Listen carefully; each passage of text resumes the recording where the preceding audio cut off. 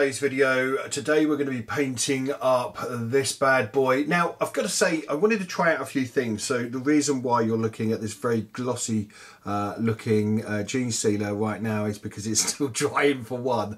But also I wanted to try out like some little tricks and tips and stuff because I'm actually thinking about doing a little force of the gene stealer colt, because I've got to say, it was a favourite of mine. They looked absolutely amazing in the past, and the new models are looking exceptionally good as well. So I wanted to try out some new paints and materials and stuff like that I could, a new product that I could try on this gene sealer. So this is just a test for me at the moment. And so I thought what we'd do is we would have a look at how we do certain things in this and how we paint it up. Because I've got to say, I'm quite excited by it. I think they're going to look absolutely amazing in the flesh, so to speak, when they come out. So I thought I'd just try out some new product and see how it goes. So let's get on with the painting vid. See you guys in a second. Okay guys, let's get started. So we're going to be using Macaridge Blue or Macar, whatever you want to call it, I don't care. Okay, so it's a blue paint to get us started. Do you know what? It's Sunday morning, it's quite early, and I was meant to get this video done a few days ago, but I've been so busy with other bits and pieces, I've only just got round to doing it. So if I can't speak, I do apologise. And if I slur, unfortunately, it's just one of those things. So here we go. So I'm painting this up. I'm quite excited by the idea of the gene stealer colt coming back out again. It was such an awesome army that could be converted and painted up to however you wanted, without any sort of kind of major restrictions on the way the models looked. It just was beautiful.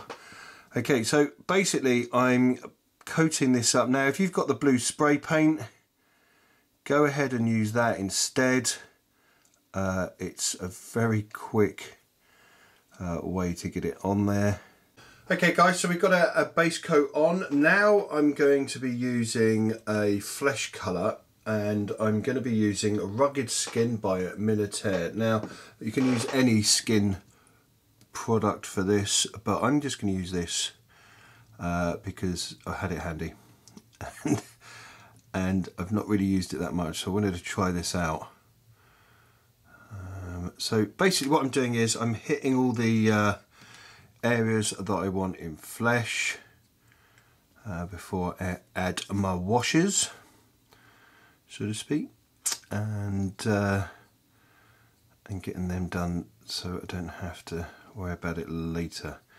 Howdy guys, and welcome back. Okay, so we've done our flesh tones. Now we're going to go in and add our black, and we're just going to paint our fingernails and our claws black, because the gene stealer pictures that I've seen all have black claws. Okay, so I'm going to get this done, and I'm going to meet you back here in a few seconds where we will do the next part. So we're just focusing on getting our base coats done first. Okay guys, see you in a second. Howdy guys, and welcome back. Okay, so we've got our base coat coming on. Now I've painted the tongue red. Jeez, I can't talk today. Okay, so I painted the tongue red. The other colours are the flesh, the black and the blue. That's all in place. Now I'm going to hit it with my favourite wash, which is a mixture of black and brown put in together, and it creates a nice sort of like black for the shadow and brown for the depth, all mixed together, which is really cool. Now I'm going to hit the model with that, and then we're going to clean it up, and we're just going to basically let it dry and then come back to it. So I'm going to start applying my favourite wash. Here it goes. Howdy guys, and welcome back. Okay, so we're going to get into the highlighting stage before we go into our blue wash. So I'm just going to give the feel of some bluish skin colour into the nids, or to the gene stealer's body. say the Gene Stealer. It's not a nid. Well, it is a nid, but for this, it's a Gene Stealer. Which is, I'm just rambling now. We're used to it, let's face it. Okay, so let's highlight the blue. So I'm only taking certain areas that I want to bring out. Okay, so it's just following the lines on the back. You'll notice I haven't put the big shoulder pad thingies on that these come with. I don't really like them. Welcome pack, it's highlighted, only to the sense that I've just gone in and cleaned up the base colours and we've done our flesh. So I'm ready for my next stage, which is to add some Dragonhof Nightshade. It's Dragonhof Nightshade, come on, everybody knows that. So I'm just going to give it a bit of a shake because I haven't used it in a while, in a long while actually, to be fair. And what I'm going to do is I'm just going to get some of my brush and I'm going to paint it on, just like so, with no worries, no cares. I'm just painting it on. See what a wild man I am. I'm just getting it all over the model, and we're just going in like so, painting over the top of the model, even over the head, around there. Get it all on. And welcome back, guys. Okay, so we've done our blue tint on there. Now we're just going to go in and highlight using our flesh tone that we had earlier. We're just going to go in there and just hit areas where we want it. Now it's going to be a little bit wet, so be careful of that. Okay, make sure that you're not getting areas, or you make sure your model's dry. I don't know what I'm doing today, I'm babbling like mad. Okay, so I'm just hitting my flesh tones at the moment. I'm just going in where the flesh is and I'm just cleaning up little bits just to make it stand out right, you know, so just so it looks nice on the table. Around there. Okay, so I've gone in there, I've highlighted my flesh tones. Now I'm very happy with those now. It's got quite a sort of sick bug look. Now we need to focus on to the armour. Now for this I've mixed that Macarage, whatever it's called, Macarage, with ultramarine blue. I'm going to be doing a lot of people's nuts in there. I'm going to be getting all sorts of messages from people saying, get it right.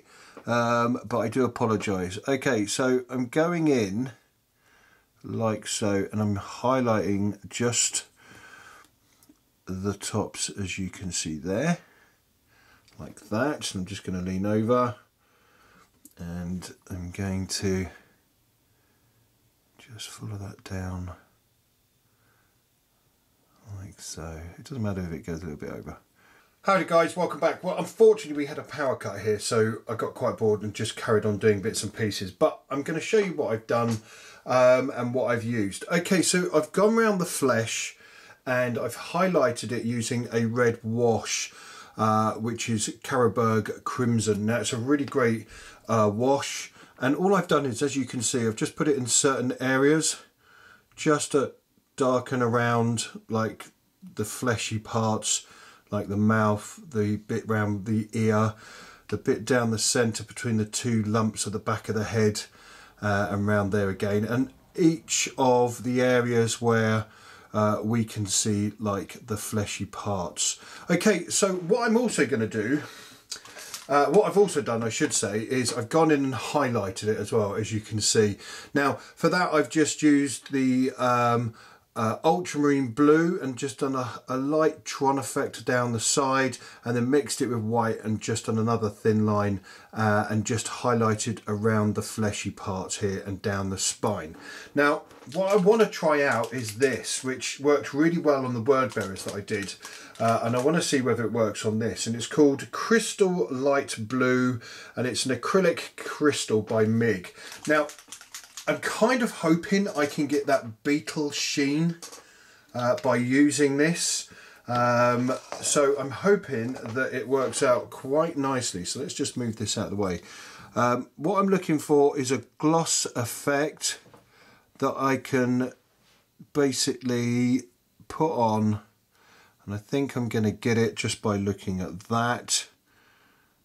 Go around the edges, try not to go too mad with it, because obviously what we don't want to do is it to bleed into areas where we don't need it.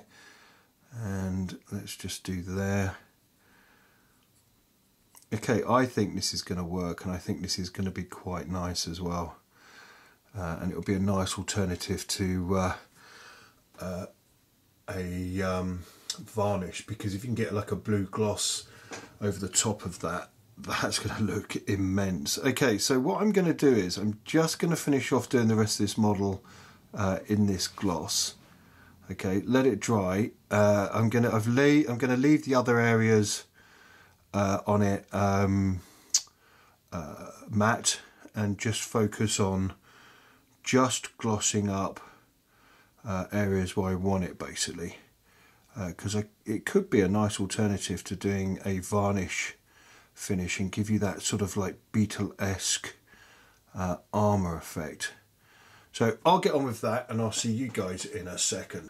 Howdy guys, and welcome back. Okay, so I finished putting the top layer on, which was our crystal, acrylic crystal by MIG Ammo, and I've got to say it really does give a lovely effect. Now obviously this is still wet and it needs some time to dry, but I've got to say I'm really liking that Beetle glossy effect over the top. It's a nice contrast to the matte that we've created, and because it's a light, it's not a heavy pigment coloured liquid, it still shows you off your highlights underneath and allows them to come through, but not a little bit more muted, I should say, than previously seen. So I've got to say I'm a big fan of this. I could see an entire army, it would look amazing, but it really harkens back to the days of the old Gene Stealers, which is quite nice, and it really sort of makes them look